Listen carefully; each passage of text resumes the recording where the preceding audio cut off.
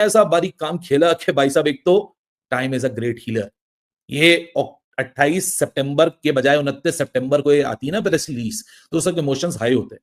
5 हफ्ते में लोगों के गुस्से ठंडे हो चुके हैं, लोग चिल हो चुके हैं, एशिया कप को भूल चुके हैं, मजाक मस्ती में लग चुके हैं। अब आप ये खबर दे रहे हो, वाह यार, वेरी गुड यार, क्या कमाल और क्या प्रेजेंटेशन है इस प्रेस रिलीज की, मजा आ गया देख के। हारिस रऊफ 2 मैच के लिए बैन है। एक मैच जो आज हो रहा है, एक मैच तो उनका निकल गया।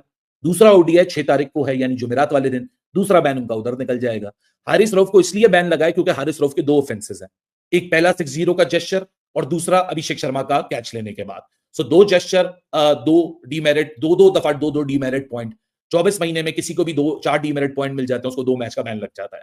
सो 3 T20 तो पाकिस्तान खेल चुका है, तो 2 मैच का बैन तो उधर खत्म हो जाना चाहिए था। आईसीसी वालों, आप लेट आ रहे हो, मार्केट पहले चल रही है। आईसीसी ने भी बहुत बड़ा ब्लंडर मारा है एज पर द नॉर्म्स, क्योंकि सैंक्शन कब की है, 28 सितंबर की अनाउंस कर रहे हो 4 नवंबर को, तो 4 नवंबर और 6 नवंबर को बैन लगा रहे हो। हालांकि होता क्या है कि जब डीमेरिट पॉइंट का सैंक्शन शुरू होता है ना मीटर, तो जो इमीडिएट आपका फॉर्मेट होता है उसके अंदर वो पूरा हो जाता है। अब हारिस रऊफ T20 में पिक नहीं हुए थे, तो शायद इसलिए इन्होंने उसको अनाउंस नहीं किया। यहाँ तो पिक ही नहीं हुआ तो फायदा क्या है, ओडीआई में पिक हुआ है तब अनाउंस करेंगे। लेकिन आईसीसी की एजीएम भी चल रही है, इसलिए मुझे लगता है शायद अनाउंस हो गई है। चलते हैं डिटेल के ऊपर। बड़ी खूबसूरत प्रेस रिलीज है भाई, बड़ी कोई प्रोफेशनली इतने दिन मिले, 5 हफ्ते सोच के तो ऐसी प्रेस रिलीज आएगी ना।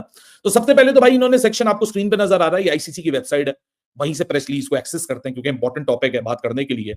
सो सबसे पहला केस कि सूर्या कुमार यादव को गिल्टी फाउंड किया गया, जो उन्होंने प्रेस कॉन्फ्रेंस के अंदर, ये वो ट्रिब्यूट्स के ऊपर इनको नहीं फाउंड किया गया, जो प्रेस कॉन्फ्रेंस में बाद में जाके सूर्या कुमार यादव ने जो वॉर कॉन्फ्लिक्ट था, जो वॉर मेंशंस थे, उसकी वजह से इनके ऊपर चार्ज लगा है। तो सूर्या कुमार यादव को आईसीसी ने आर्टिकल 2.21 के तहत ICC code of conduct which relates to code conduct that brings the game into disrepute, he was fined 30% match fee and receive 2 demerit points. तो सूर्या का एक ऑफेंस काउंट हुआ पहले वाला, उसमें आर्टिकल 2.21 के तहत सूर्या को गिल्टी चार्ज किया गया गेम को डिसरिस्प्यूट में लाने के लिए, और 30% फाइन, 2 डीमेरिट पॉइंट।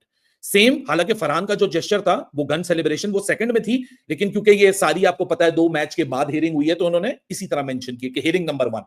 सो हियरिंग नंबर 1 में साहिबजादा फरहान के जेस्चर के लिए Sahibzada Farhan was found guilty for the same offence, यानी आर्टिकल 2.21 के तहत।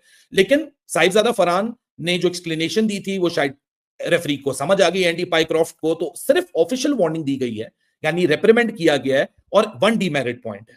तो साहिबजादा फरहान तो डीमेरिट पॉइंट और वार्निंग के साथ निकल चुके हैं, बट वेयरएस अभी तक सूर्या को फाइन। तो ये 2 पॉइंट हो गए। तीसरे ऑफेंस पे आ जाता है हारिस रऊफ, जो कि पहले मैच का 6-0 का जेस्चर था, क्राउड को जो दिखाया था, उसके ऊपर Haris Rauf was found guilty again for the same offence bringing the game into disrepute, article 2.21 के तहत। सेम फाइन लगा सूर्या वाला 30%, और सेम सजा है 2 डीमेरिट पॉइंट्स की कटौती। यहां तो कोई बैन नहीं होता जब तक 2 डीमेरिट पॉइंट्स आपके 24 महीने के अंदर होते हैं।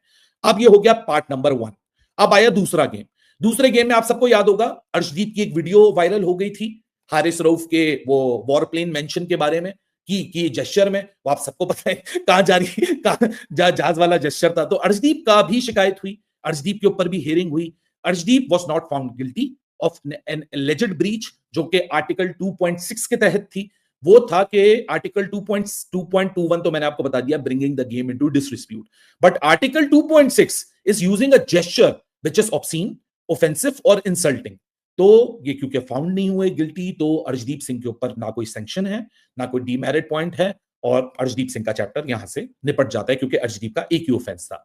फिर आया फाइनल, हारिस रऊफ का विकेट गिरा, जसप्रीत बुमराह का बेंच वो आया, जेस्चर आया। तो जसप्रीत बुमराह ने उनके ऊपर आर्टिकल वही लगा जो सूर्य और हारिस पे और फरहान पे लगा था, article 2.21 conduct of bringing the game into डिसरिस्प्यूट।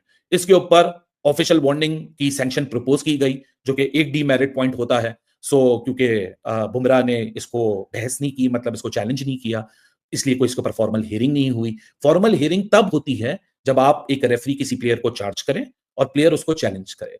तो सूर्य और हारिस और फरहान के केस में चैलेंज हुआ था सैंक्शन, इसलिए उसके ऊपर फॉर्मल हियरिंग हुई थी। बुमराह के केस में एक्शन, जो सैंक्शन लगाई गई आईसीसी की रेफरी की तरफ से, जो कि आपके सामने आर्टिकल 2.21 है, तो बुमराह ने उसको कंप्लीट नहीं किया, चैलेंज नहीं किया। इस वजह से जसप्रीत बुमराह के ऊपर भी यहां किसी किस्म की कोई सैंक्शन या कोई चार्ज नहीं लगाया गया, और उनको 1 डीमेरिट पॉइंट कर दिया गया, कोई फाइन नहीं है। अब आया वो विकेट फाइनल के अंदर, जो कि टीवी पे नहीं दिखाया गया लेकिन तस्वीरों में आ गया, क्योंकि हारिस रऊफ एक दफा पहले एक ही सैंक्शन की वजह से केस लड़ चुके हैं, केस आईसीसी के रेफरी के साथ हार चुके हैं, 30% उन पे फाइन लग चुका है, 2 डीमेरिट पॉइंट हो चुके हैं, ये पहला केस है। एक जुर्म की एक सजा है, सूर्या का एक जुर्म आईसीसी कहता है तो एक सजा, हारिस का एक जुर्म एक सजा, बुमराह का एक जुर्म एक सजा। लेकिन हारिस का दूसरा जेस्चर जो आया एयरप्लेन सेलिब्रेशन का, उसके बाद हारिस का दूसरा ऑफेंस यहां काउंट हुआ, हारिस को सैंक्शन लगाई गई, हारिस की सैंक्शन को चैलेंज किया गया, ही वाज फाउंड गिल्टी, तो हारिस को सिमिलर पहला वाला सैंक्शन रिपीट हुआ 2.21, और इस बार एंडी पाइक्रॉफ्ट रेफरी नहीं था, रिची रिचर्डसन रेफरी था। So Haris Rauf was again found guilty of breach of article 2.21, वही 30% मिनिमम फाइन और 2 एडिशनल डीमेरिट पॉइंट्स। तो आईसीसी के रूल के तहत 24 महीनों का में, यानी 2 साल के अंदर ऐसे 4 डीमेरिट पॉइंट्स दिए कि कम से कम या तो एक टेस्ट मैच या फिर 2 ओडीआईज के लिए बैन होंगे, तो अगले 2 ओडीआईज के लिए हारिस रऊफ को बैन कर दिया गया। लेकिन बिल्कुल आईसीसी का सख्त एक्शन है और स्ट्रिक्ट एक्शन ऐसा नजर आया कि देखने को मिला, specially against Haris Rauf.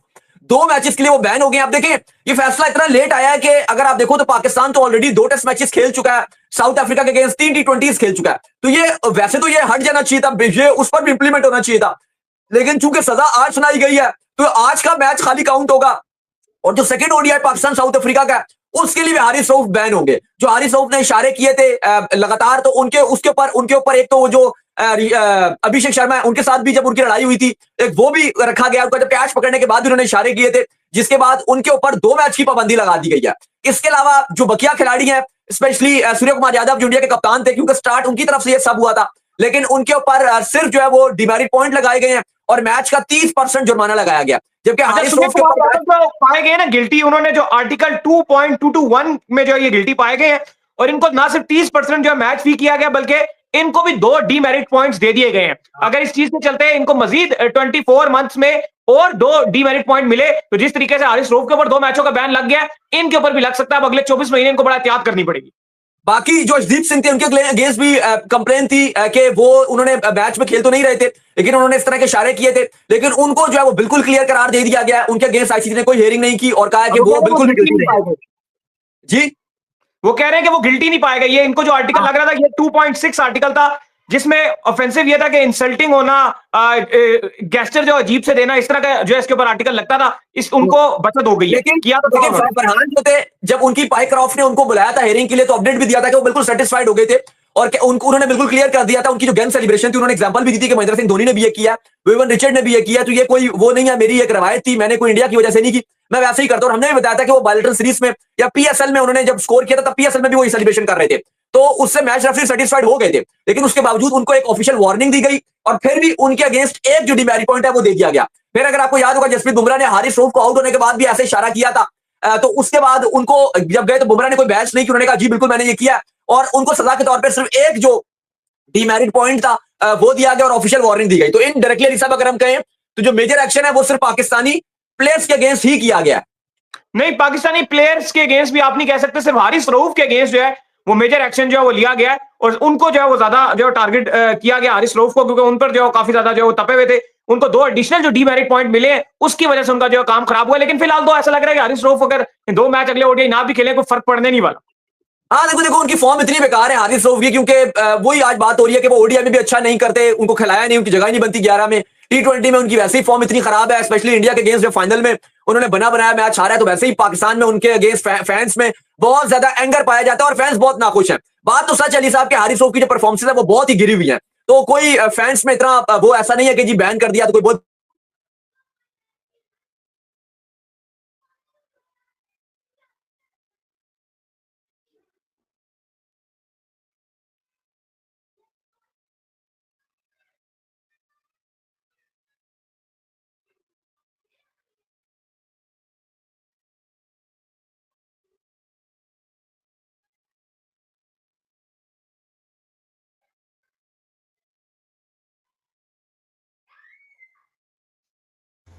Hello guys, हम लोग जैसा कि जानते हैं हरीश टोपिया को बैन कर दिया गया है। इन पर 2 मैचों का प्रतिबंध लगा दिया गया है।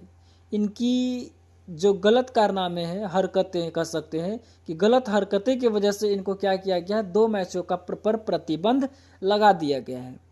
इन्होंने एशिया कप में जो हरकतें किए थे, एशिया कप में जो हरकत किए थे भारत के खिलाफ, तो इसके चलते इनको क्या किया गया है, आईसीसी ने 2 मैचों पर प्रतिबंध लगा दिया है। जैसा कि जान रहे इस आईसीसी में हमारा ही आदमी, मतलब भारत का ही आदमी बैठा हुआ है, तो इसको क्या किया गया है, बैन कर दिया गया है, प्रतिबंध लगा दिया गया है। तो अगर हम लोग का हमारा वीडियो अच्छा लगे तो लाइक सब्सक्राइब ज़रूर करिए, और साथ ही साथ आप लोग कमेंट ज़रूर करिए, क्योंकि आप लोग का कमेंट देखने में हम लोग को थोड़ा अच्छा लगता है कि आप लोग का कमेंट हम लोग भी पढ़ते हैं। और साथ ही साथ ये भी बताइएगा आप लोग कमेंट करके कि पाकिस्तान मीडिया रिएक्शन का जो आप लोग का कैसा लगा, इसके बारे में भी ज़रूर कमेंट करके बताइए। तो धन्यवाद।